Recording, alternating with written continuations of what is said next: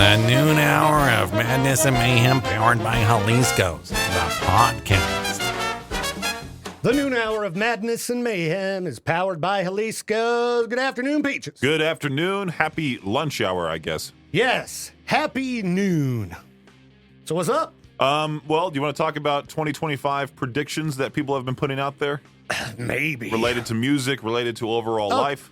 Definitely with music and things like that. If they're going to get into political predictions, then no. No, this one was more so just like I saw the Woody Show. Menace did his 2025 Birdictions is what he calls it. I think I saw his post, as a matter of fact, and I remember thinking some of them were like, well, yeah, duh.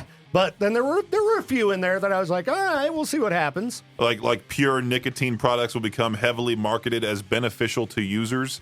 Yeah, that was one that I was like, I could see that happening because you've got guys like Joe Rogan and some of these other people from that little crew who I have heard talk about nicotine's good for you. Right. And it's like, I don't think you should come out and say that. Now, it's one of the most addictive substances in the world. It's crazy. And I have certainly read information about even what just straight, nothing else in it, nicotine could potentially do to you. I'm not a doctor. I'm not a scientist. I'm not going to say. But I would not go to someone like Joe Rogan for health advice. Well, that's just me, and that's someone who used to listen to his show all the time. I don't want you guys to think, oh, he's just being a hater.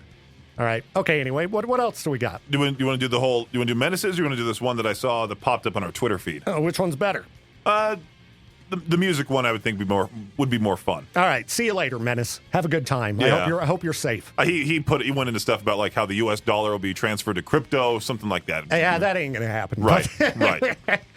I don't buy that one. But yeah, what do we got for the predictions in the music world? Sleep Token face reveal lose half of their fan base. Yeah, I'm gonna go. That's bound to happen though. At some point, they're bound to. I don't know. They're bound to like show off their real selves at some point. You know, there has to be a time where they have to reveal who they are, and then they go. People on Twitter are gonna be like, "Wow, they're a whole lot uglier in person." You know, that type of thing. You can find out what they look like right now, though. You know, you sure can. You can just, but you still have that Google. speculation, that mystery that it could not be there. Yeah, and because most masked artists do eventually show their face, like Tobias Forge. But everybody, it was kind of the same situation. Like if you Googled, who's the front man of Ghost, who is it really? All you'd have to do is go listen to any of his other bands and go, oh yeah, that is definitely Tobias Forge. But, Ghost's current members, they don't, show all of them unmasked. I don't know why Sleep Token would get forced into unmasking. I bet they don't unmask this year. I bet they don't. Gonna drop new music, and they'll probably just have, because they just got new masks, on the last tour. I bet they're, yeah. I'm gonna go with no. That's my prediction. All right. There's also Bill Murray shoots someone with a gun on this person's list. Bill Murray seems like a very nice guy. Again, not the old actor. Him, he would be more likely than the band he'd Bill be Murray. shaky and frail. And he's got an attitude, He does, yeah. Oh, can you imagine him going ballistic? I could see the actual Bill Murray. But no, the artist, the band, Bill Murray. I don't think we're going to have to worry about that. All right, what else? These are fun, even if I don't buy them. Bring Me the Horizon uses AI to write a song. That's it. I could see him using it to add elements to a song, but not a full song. They're really good songwriters. Why would they do that? I don't think it'll happen. So far, I'm a 0 for 3 on these. Well, with the whole post-human next gen, their whole, their fascination with the future, you'd think they would do something like that. Maybe. But again, I would think it would not be the whole song. Maybe they had AI write, something weird that goes into it. That's the most likely one we've heard so far, I'd say. Well, this person also said TikTok gets banned, and last time I checked, Kevin O'Leary was very close to buying it, along with some other business guy. I think the owner of the Dodgers was teaming up with him to buy it for like $300 billion or something crazy like that. Okay, the TikTok ban. There's a team of people. Looks like the TikTok ban heads to the Supreme Court tomorrow. I thought it was January 19th is when it's supposed to be like done and over with. To continue reading, you must have a Wall Street Journal subscription. Let's see here. Supreme Court will hear TikTok ban this week. every one of these websites, you need a subscription. Well, they're facing a U.S. ban, facing legal woes around the world. I've had it. I'm not going to buy a New York Times subscription. Every site I've gone to. So I don't know what's going on with TikTok. TikTok getting banned, I just don't see that happening because of the amount of money that's being made in America on TikTok. I don't think they'll ban it. I really don't. Okay, what else? Well, I decided to go away from that list because that list went into like Charlie XCX and other artists that are being played on Z103. But ChatGPT, I asked ChatGPT, what are some of your rock and metal predictions for 2025? Okay. The resurgence of new metal. I mean, that's already kind of happening, so... You get a band like No Cure, Fox Lake. I mean, I saw those bands live, and they're definitely new metal, and they're fun, but I don't see them getting any bigger like they're trying to say, like Slipknot, Korn, and Limp Bizkit. I don't see them getting to that level. Well, I mean, we have the return of Linkin Park happening right now. True.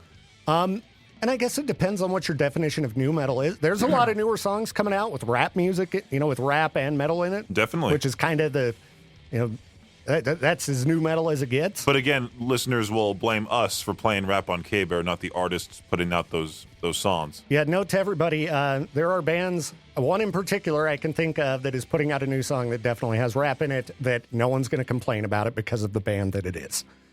Paleface Swiss put rap in one of their songs and then said, let's transition back to the old sound in the middle of the song, and then they went back to the old Paleface sound during the middle of it. Now, here's what I will say. New metal resurgence, it won't ever be like it was. You're not going to have, any bands, I'd say, that are playing new metal reach the level that Korn, Limp Bizkit, and those bands did. They were the biggest bands in the world back in the day. They were headlining the festivals that now, definitely. like Billie Eilish and those type of celebrities would headline.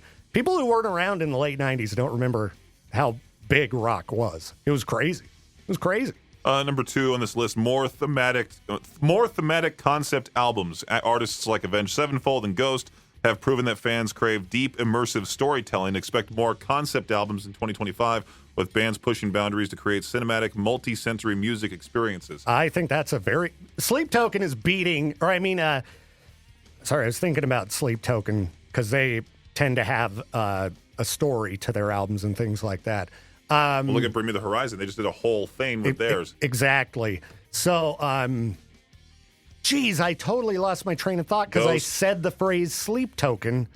But, yeah, I think that what I wanted to say was ChatGPT is way better than all of these other predictions that we've seen. They're doing way better at making these predictions. Number 3, the rise of AI in music creation. Oh, yeah, definitely. We're already seeing bands like Pestilence getting yelled at. You might see a band not go public with them using AI and keep it a mystery, and every one of their fans like, dude, you guys are obviously using AI for your album cover or something like that.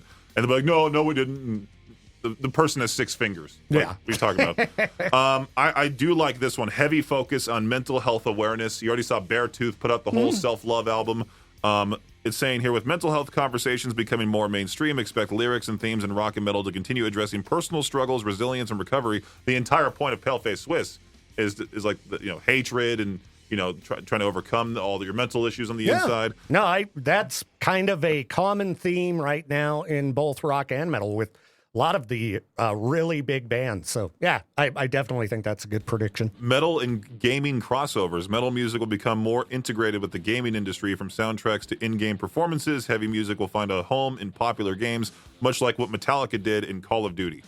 Funny, dude. We were just talking about that yesterday. Metallica was in Call of Duty? I don't remember that. I think it was Avenged Sevenfold that the ChatGPT is confusing them with, because that was a funny little integration there towards the end. And I think that same Black Ops game had "Sympathy for the Devil" from the Rolling Stones as one of the songs when you're going through, I forgot what country it is, but you're in a river, in a boat. And you just please allow me to, the whole "Sympathy for the Devil" song. Nice. How many more predictions does it have? Wow. It was 6 to 12. Okay, let's check out some more in the next break. We'll be back. Stone Sour and Through Glass. It's the noon hour of Madness and Mayhem, powered by Jalisco's. We're talking ChatGPT's predictions for rock and metal in 2025. And we had looked at a variety of other predictions if you're just tuning in. And, most of those were like, I don't know, but ChatGPT, pretty good prediction so far, I'd say. Number 6 on this list, revival of underground subgenres. Expect niche subgenres like deathcore, mathcore, and sludge metal to see a revival as newer bands add fresh spins to these styles. Think of it as a rebellion against overproduced mainstream sounds. I could see that. I could see that for sure, actually. Another really good prediction from ChatGPT. This one's great, too, because it's already happening. More metal bands will incorporate regional sounds from non-Western cultures. For instance, Japanese, Indian, and Middle Eastern influences could become more prominent, creating unique cross-cultural metal fusions. Look at Bloody Wood and Baby Metal. Yeah, Baby Metal, Electric Callboy. I mean, tons of different instances of that. That's a definite good prediction, and I'm all for it. Anything we can do to bring some fresh new takes to rock and metal is great. The dads and grandpas are going to be pretty upset with this one. Oh, yeah? Legendary bands hanging up their axes. 2025 may see some iconic bands announcing their retirement or embarking on farewell tours like Metallica, Judas Priest, or Iron Maiden. These tours will be historic moments for fans. Okay, I could see Judas Priest and Iron Maiden. They're all getting pretty up there. Metallica, they're in their 60s now. Yeah, but I think they still got it. They still got the energy. They're not. I mean, heck, Ozzy was still doing shows till recently, and Ozzy was in bad shape at some of those shows. He's got a guy behind the curtain that does, backup vocals for him. I don't think it would happen with Metallica this year, but you never know. They've got plenty of money. They don't need to keep going. Rock becomes TikTok friendly. TikTok has already made unexpected tracks go viral. Rock and metal bands might experiment with shorter, catchier riffs or hooks designed for viral moments while maintaining their core identity. Funny enough, because I've started to use TikTok quite a bit recently, you don't see a lot of rock and metal actual band content on there.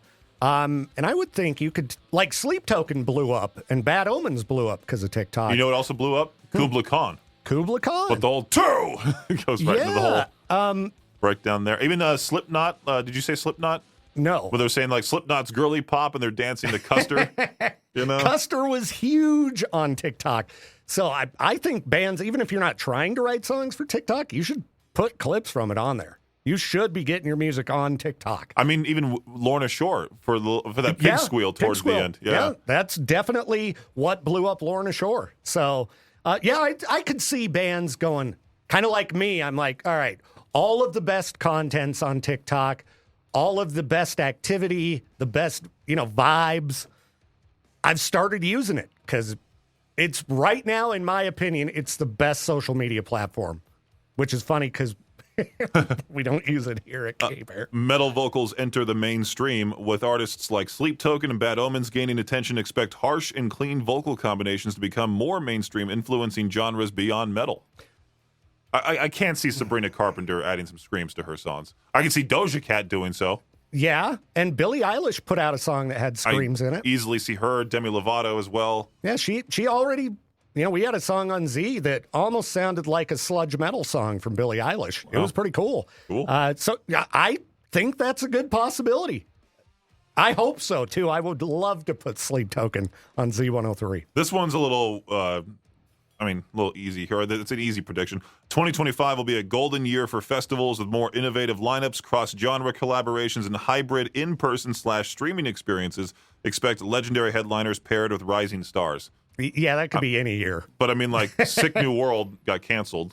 But I saw the lineup for Bonnaroo yesterday. Oh, yeah. And, I mean, that was every style of music you could possibly imagine. I think they said Olivia Rodrigo is one of the youngest headliners ever. Yeah, and she's on, headlining the same day as Queens of the Stone Age. And then, like, one of the other days, you've got Bill Murray and then, like, some country artist headlining. Yeah. It was all over the place. So, yeah, I could see that. I do like this last one here. Old meets new collaborations. Veteran bands like Foo Fighters or Tool might collaborate with younger acts such as Turnstile or Lorna Shore to bridge the generational gap and keep the genre evolving. Could you imagine a song with Turnstile and Tool?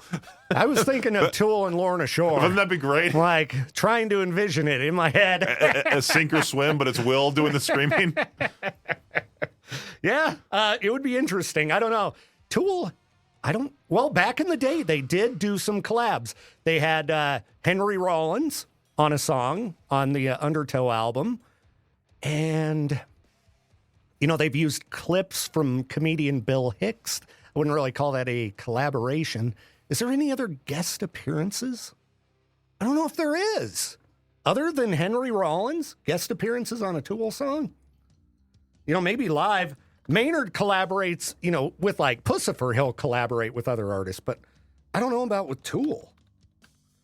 I did see Henry Rollins and Rage Against the Machine have both made guest appearances on Tool songs.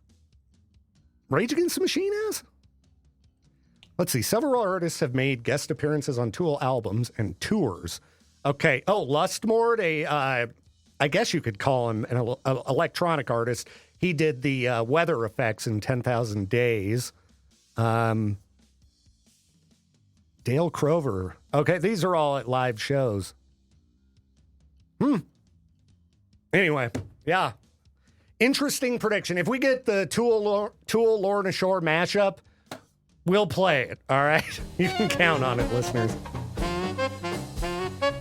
All right, Peaches, I haven't taken a look at this since earlier, but made the post this morning about hot takes in rock and metal, and listeners are posting some pretty good ones, so figured we'd take a look at some of the recent responses, see what you think.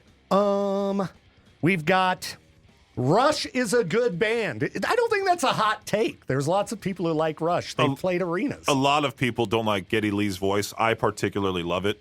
Yeah, but I would say that, with a band that popular, saying they're good is not really a hot take. I mean, if you were to say, even if you say they suck, I guess it wouldn't be a hot take because Geddy Lee's vocals are kind of divisive. But. Well, 2 years ago, 2 days ago, 5 years ago. Is that what I'm supposed to say? 2 days ago, 5 years ago. Tenfold and threescore. I know Abraham Lincoln, 4 and 7 years ago. That's Wow. Right. Aaron also said Wu-Tang Clan and Tribe Called Quest should be played more on radio waves. Maybe? What station? We talking Z103? I would assume we're talking Z, and I think we do have those artists on Z Throwback. I think we were supposed to add Wu-Tang Clan, Protect Your Neck to Alt 101, but the Maybe lyrics it was were a language little content. Yeah, a little iffy there. I think you're right. Yeah, they're definitely legendary. But I meant to say before, on January 7th, which was 2 days ago, 5 years ago, but 5 years before that, Neil Peart died. Oh. That's what I meant to say. I was like, you're throwing a lot of numbers at me, and I have no idea what you're talking about. On this day, 2 days ago. Let's see. Chelsea posted, I don't like Knocked Loose. Good for you. At least not what I've heard on the radio. I don't think that's really a hot take. Knocked Loose is not going to be for everybody. Music that heavy it's just not for everyone. So, and Knocked Loose's vocalist, speaking of divisive vocalists, there's a lot of metalheads who don't like Knocked Loose's vocalist. Why? Because he's very opinionated? No, just because of the sound of his voice. Oh. It's the same reason they don't like, when Poppy's screaming. Sounds like a bunch of squirrels fighting in here. What's happening?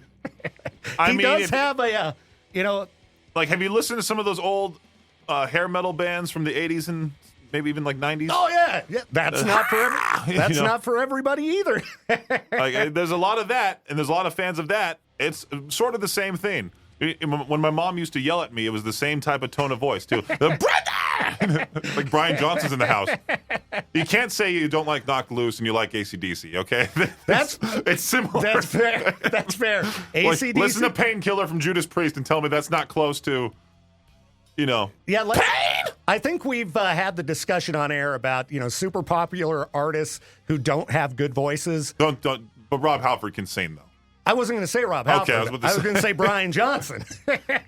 Well, even he says that. He says he can't sing all that. He sings normally, and he sings well normally, but when he does that voice, he just...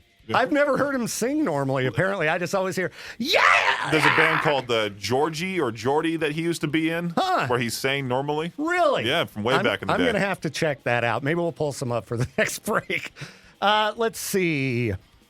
Will Brown says Nirvana was honestly terrible. See, the thing is that they're so overplayed to a lot of people now that they're just over it. It's fatigue for the most part. Yeah. That's how I feel. Like, I love Smells Like Teen Spirit. I love the song Breed from them. But other than that, if I hear In Bloom one more time, I'm going to, just turn the whole station off. I would say calling them terrible is a hot take, like saying I don't like them, but terrible is, a pretty strong statement. Come on, Will. You don't have anything from Nirvana that you like at all. You'd call them terrible. Somebody who changed the world and were that popular, they couldn't be terrible, right? Imagine Dragons is terrible. They're pretty popular.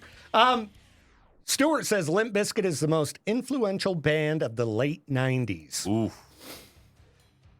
We talked about this earlier. Limp Bizkit was so massive in the late 90s. I don't think that most people younger than me have any idea. It was crazy. I was so sick of Limp Bizkit in the late 90s. I hated Limp Bizkit in the late 90s because of fatigue. I'm trying to think Limp Bizkit versus Korn. Limp Bizkit was bigger, for sure. They were way bigger. Limp Bizkit was on top 40 radio. They were everywhere. You could not escape Limp Bizkit.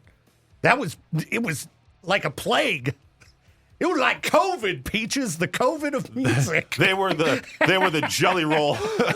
They were the Jelly Roll of the time back then. That's a good comparison. Because everyone's supposedly sick of Jelly Roll, and there's nothing wrong with the guy. But I would say they were more popular than Jelly Roll is right now in the late 90s. Really? Oh, yeah, wow. For sure. For sure. I know every country person that's like, I want real country, hates Jelly Roll. Yeah, they're all jamming those songs. They're liars. But that's the funny thing. It's like we want, you see that all the time. We want less Shabuzi, less Jelly Roll, more of generic white guy in country music. It's what? Please bring some fresh sounds. Yeah. All right. Chad says Slayer's an overrated mess. Well, jeez. Megadeth is better than Slayer or Metallica, and Iron Maiden is better than all. All right. You want to talk about guys with weird vocals? Dave Mustaine. It doesn't... Hello, me. Meet the real me. And my mischief way of life. I will admit that I have a lot of trouble when it comes to listening to Megadeth because of Dave's vocals. Sweating bullets. They're so funny to me. Nobody else sounds like that. Anti-government. Here's guitar solo. That's all that it is. And Slayer doesn't really have... what's that War Ensemble? The big scream in the beginning? That would be Angel of Death. Angel of Death. That's what I'm thinking of. And that's the only time Slayer does that. Yeah. One song, wow! And then just, back to Tom just kind of yelling. Yeah. I don't Metallica, not really evident vocals. It just James. Yeah. Yeah, he's got, certain phrases. Whoa, yeah! These are fun. I like these threads. If you want to leave yours in the K-Bear group, please go do so. Your hot takes. Any other ones in there? I think we did a lot of them on the morning show earlier, which I guess, not everybody was listening then. There was Nirvana's better than the Foos. I saw ACDC was trash or something like that from one guy on there. Oh, let's see. Let me scroll down further. Oh, ACDC sucks. Super overrated, and all the songs sound the same. I don't think saying all the songs sound the same is a hot take, but I think saying that they suck is a hot take. Yeah, you try having Joey LaBato do a guitar challenge against Angus Young and see what happens. My hot take? You want a real hot take, Peaches? I was trying to say it. Joey LaBato's a better guitar player than Angus. Do you know Angus personally? Oh! No, I don't know him. But I was hoping you did. I've watched plenty of videos of him playing. So I can get an interview with Angus Young. I wish. I want to meet him so bad. I want to take that photo. Me and 5'2" Angus just standing next to each other. That might be my hottest take of the day yet, that Joey Lobato is a better guitar player than Angus Young. Who do you think he is not better than? That he's not better than? People like... Devin Townsend? Devin Townsend and... Joe Satriani? Eddie Van Halen? Adrian Belew, Robert Fripp. Zach Wilde? That's the thing. There's a lot of... And fame doesn't necessarily mean talent either. Yeah, Zach Wilde is clearly one of the best guitar players of all time, but I wouldn't put him up there with, Satriani or something. Well, that's like guitar nerd stuff. Yeah, exactly. That's when you go into the world of Buried Alive and all these weird bands that just... Yeah. So, the other guys are certainly way more successful. Being a super prog guy is not going to get you the kind of fame that being What in about ACDC would give you. Most people don't want to be challenged by music. They want something that they can bang their head to and has a good, catchy chorus. Well, we talked about this yesterday. What about the guitarist from Meshuggah against Joey? Very different. Because I know, like... I mean, Meshuggah created gent. I don't care what anybody says. That's your hot take? That's a tough one. I don't think it's really a hot take. Because I think they even created the word. Someone asked how they describe their sound. They're like, well, it's kind of like gent, gent, gent. What's that guy's name that's opening up for Limp Bizkit? Corey Feldman? Corey Feldman. Corey Feldman or Joey LaBato. Sorry, Joey. Sorry, my homie. Corey Feldman rules. The noon hour of madness and mayhem is powered by Jalisco's. What's up, Peaches? It's time for 3 things you need to know. No, I'm just kidding. We're not doing that crap. Tell me factoids. Hook it up. Alexis just commented on the post you made about your overrated metal takes, or your, no, not overrated, hot metal takes. Hot metal takes. Yeah, controversial metal takes. She put a lot of new age metal singers are so cool. It's no longer just drug-fueled haze for the most part. A lot of them actually give a crap about the technicals and their vocals, like Will Ramos. All right. They battle the old versus the new type thing, you know, because a lot of people, they fantasize about how, like, oh, you know, K-Bear used to sound so great. It's like, no, you're just nostalgic about it. Yeah. And yeah, I do think that there's a lot more awareness of the, you know, we talked about this earlier. You know, bands nowadays can take a look at the damage that bands of the 80s and 90s did to themselves with, you know, drugs and alcohol and go, oh, we don't want to end up that way. So I don't think it's a hot take to say that, well, maybe is it a hot take to say that's cool? Is that the... I don't know. I think making healthy choices are cool. Didn't we just have another guy comment saying, like, nobody parties like how they used to? Yeah, like you're right. Yeah, you're right. It was like loyal listener Joe. That's who put it. Yeah. That's right. So, yeah, it could be a hot take that's cool. But kids, I got to tell you, drugs are bad. Alcohol is bad. Cigarettes are bad. Vaping, bad. Energy drinks, too. Getting added to that group. Well, I mean... Heart issues galore. Caffeine, you got to be moderate with your intake. There's no other country like ours that's, you know, allowing 300 milligrams of caffeine in one drink. And then people are drinking that every single day. And they're wondering why these, like, young athletes are dying is because they're taking these energy drinks and their heart's already going fast. Young athletes are taking more than a Red Bull. Oh, they have steroids and stuff, yeah. But they also, like, will run. And football players especially, one wrong hit to the chest, your heart can just stop. Oh, yeah, dude. If I had a boy or something and he wanted to get involved in contact sports, I would have highly discouraged it. My mom is the same way. And every person's like, why don't you play football? Because I don't be a big fat idiot more than I already am.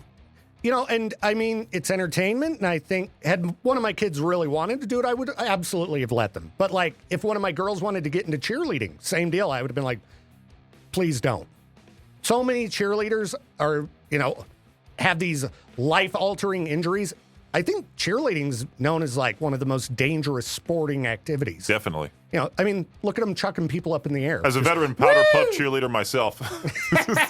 Throw somebody in the air and you don't catch them right. Oh, yeah. Break somebody's neck. We had to chuck some dude to do a backflip in the air, and I think he landed it a couple times. But other times, he was very close to landing on his back. I mean, you see these wrestlers, too, in the older days. You know, I was just watching Devon Dudley react to some of his craziest bumps, and he fell off of a 30-foot ladder. Like, him and Jeff Hardy were in the air, and you see him fall back and land in the ring. But he was one rotation away from just landing on the back of his neck. And, holy cow. You know, potentially dying. Yeah, it's scary, man. So, I mean, again, you know, if my daughters really wanted to do it, I'm not going to stop. I wouldn't have stopped them. I would have just been like, hey, just be aware this is really dangerous, because people don't think about those things as being dangerous. How about chess club, huh? Chess club, I'm all for it.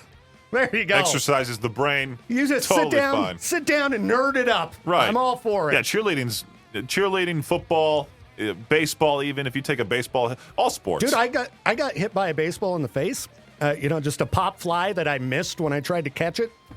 It really sucked, Peaches. Yeah. I broke my finger once trying to catch a baseball. I quit Little League pretty fast. People don't talk about how you get jammed fingers all the time in basketball. Oh, I'll bet. Yeah, I'll and then bet you'll tons of see times. players just pull them out. Steve Nash broke his nose in the middle of a game, and you just see him readjust it in the middle and goes back out there. Yeah, see, I'm not built to be an athlete. One jammed finger in baseball, I was like, I'm done. You ever hear the story of Ronnie Lott, where he cut off his own pinky in the middle of a football game and went back out there? No, I didn't. What? Deranged athlete, man, I tell you. Back in the late 90s, early 2000s, you had roided up athletes who just didn't care about anything else but winning that game and killing people. Oh, back in the day, that's when sports were real Well, sports. the NBA has gotten soft, but at the same time, do you really want the 1980s or no, not the 1980s, you don't want the 1980s bad boys from Detroit again, and you also don't want the Malice at the Palace where Ron Artest is running to the bleachers to beat up a fan. Yeah, no, I want people to, be able to live a long life, not be injured, not end up in jail. I mean, yeah, maybe it's less entertaining, but you don't want to see bad things happen. If you ever want to see people. something really scary, look at the scars of hockey players from back in the day when they used to take blades to the back and stuff. Yeah, Oh. dude, hockey is like the craziest sport.